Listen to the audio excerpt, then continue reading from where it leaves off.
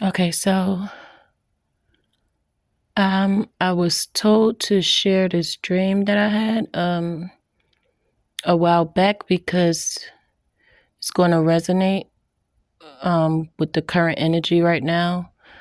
Obviously, my dreams be premonitions. So the dream was the divine masculine was. All right, let's try to put it like this. Let's say this is spiritual court because this is what the dream was. And in spiritual court, it don't look like a courthouse. It's just a dark room where the people, basically the divine masculine, the divine feminine, and the most high God, were all standing side by side, right? And then they were looking at a line of people that were side by side. These are people closest to divine masculine.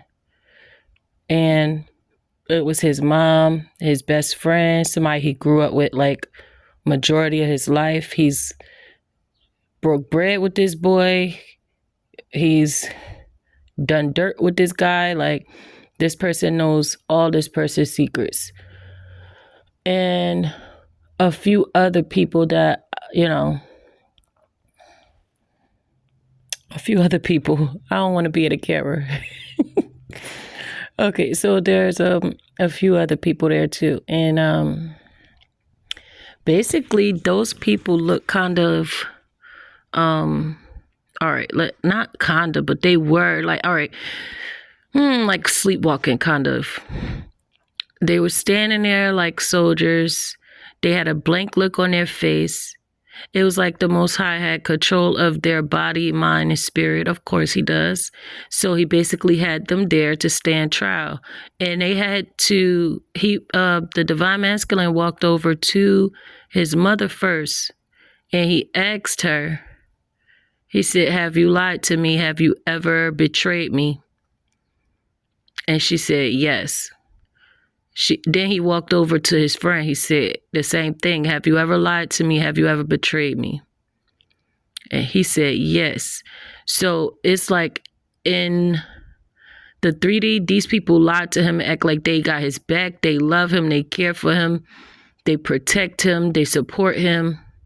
But really, these are the same people. That's why God had all these people lined up, because these are the same people who have been backstabbing him, smiling in his face, using him, lying on his divine feminine, trying to sabotage the relationship. And after he asked that whole line of people, it had to be like 5 people, 5, 6, 7, maybe closest people to him. All of them had confessed that they had lied. So it's kind of like basically a confession. They can't lie in the presence of God. They can't lie they can't lie in the spirit realm. So now that is why this divine masculine, or these divine masculines, are defensive. And that was a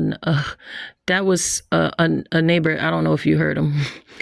But he said something. I don't know what he said, but anyway, it was loud enough. So basically, he's very defensive and very protective of divine feminine. He's also protective of himself and his assets because he knows what their aim was now. He's also remorseful because he's saying that he feels like, because he knew them longer, he knew them most of his life, that he took their word over divine feminine word.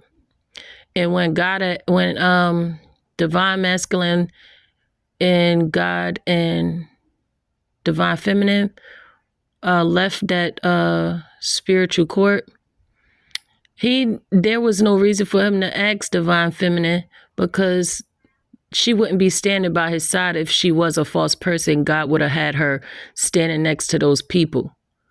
So he knows that he could trust her. He always knew he could trust her, but he felt like these other people were more trustworthy than her, and he took their word over his. I mean, over theirs. He took their word over hers. I'm sorry. And it could be vice versa for a divine feminine. This could have happened to a divine feminine where she had the same thing happen, spiritual court, her divine masculine standing by her side, and the people who were backstabbing and betraying her were lined up and side by side, like shoulder to shoulder. So they all had to confess, and at the end of the day, divine masculine didn't even care what it was that they lied about or what they did to betray him, because God had shown him visions previously in his dreams of what was happening with these people.